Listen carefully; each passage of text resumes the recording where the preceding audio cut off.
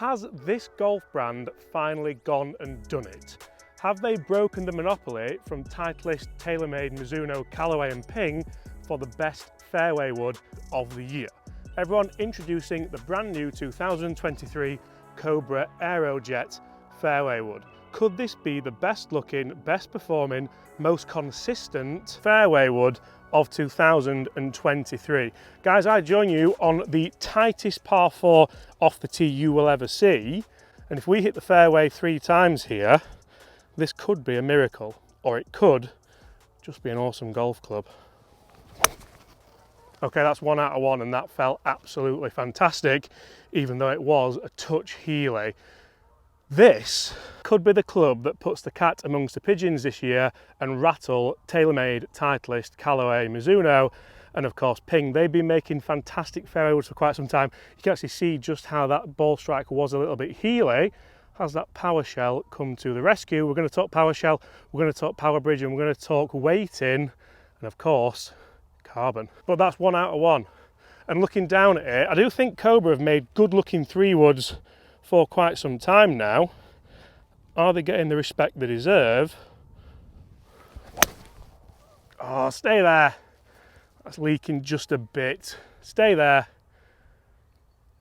A good bounce and we may be okay. We're good in for 2 out of 3 here, but the big thing that does it for me is the simplicity of the looks of this brand new Cobra. I mean, the name Aerojet. We're gonna, it's not great, is it? But for me, the looks and the shelf appeal do just remind me of the old school Taylormade M1 fairway wood, which was gorgeous. And this head size and head shape is stunning as well. Let's go for a lower one here. What about that for a low heely stinger down this fairway? Guys, let's talk a little bit more about this Cobra Aerojet. Aerojet?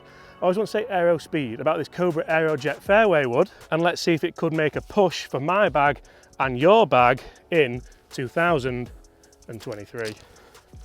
You see, I think Cobra could have a hard time this year when it comes to metal woods, fairway woods, drivers, maybe even the iron ranges as well, because Callaway are smashing it with the Paradym. We all know that Ping's G430 range is pretty much outstanding, and that is probably Cobra's main rival when it comes to mid-handicap golf clubs. We all know that Taylormade were going to slightly improve that Stealth just to make it a little bit more forgiving, which is what they're claiming. And even Mizuno have come to the party this year with a brand new all-singing, all-dancing STZ and STX range. But don't sleep on the Aerojet, even if you're not a fan of the name like I am.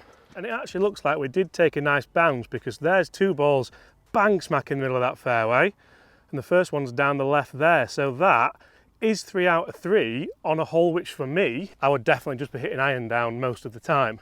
If you find a club that you can trust off the tee like this, should you put it in the bag? You see, there's a reason why I'm not doing this video with the LX version or the LTDX version or the low spin version. And you see, another reason why I'm doing this very video is because I strongly believe that the world of 3 woods has become heavily discombobulated with reality. And I don't know exactly what that word means, but I feel like it's the right terminology to go with, and it's bigger than my usual words. Anyway, guys, we're on a 250 yard par 3, so we've gone from potentially one of the tightest driving holes in the country to one of the longest, most difficult par 3s in the country. Now for me, 250 yards is around a landing yardage for a 3 wood, so this should be perfect. And I don't believe that people should just be going for the longest 3 wood you can get out there. How close can my 3 wood get to my driver? Can I get a 3 wood out there at 155 ball speed, spinning at 2.2 and landing 270? Because if your driver gets about a 157 ball speed, spins at 2.5 and only goes around 270, this isn't going to be much help for you off the tee. Right, come on, 3 on the green. Oh, be good. Be good, that is such a good ball flight.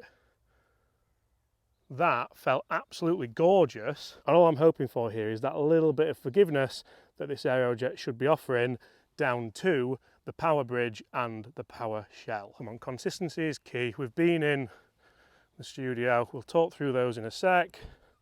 Same again. That's even better. That's cutting back even better. Is it up there? Oh, front edge. And you see guys, the big reason for a lot of this forgiveness that we are seeing is that 8-gram weight in the back here. If I put a picture of the low spin model on, you see the weighting is more towards the front and it is changeable toe and heel. But this isn't a manual gear shift toe and heel.